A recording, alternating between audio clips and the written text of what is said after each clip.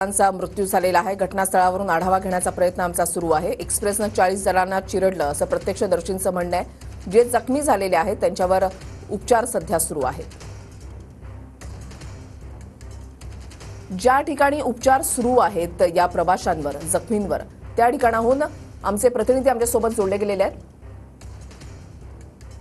किशोर पाटील आमच्यासोबत आहेत। किशोर, जखमींची आता तब्येत कशी आहे?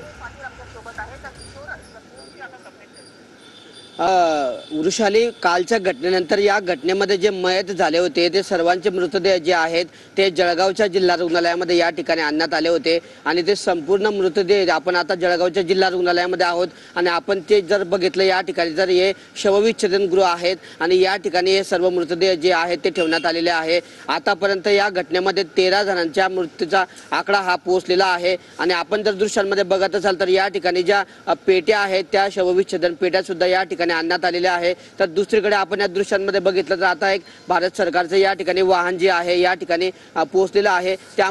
त्यामध्ये सुद्धा पेट्या आहेत आणि ते मृतदेह जे आहेत ते सर्व या ठिकाणाहून नातेवाईकांच्या स्वाधीन करण्यातून पोहोचवण्याची तयारी या ठिकाणी प्रशासनाने सुरू केलेली आहे।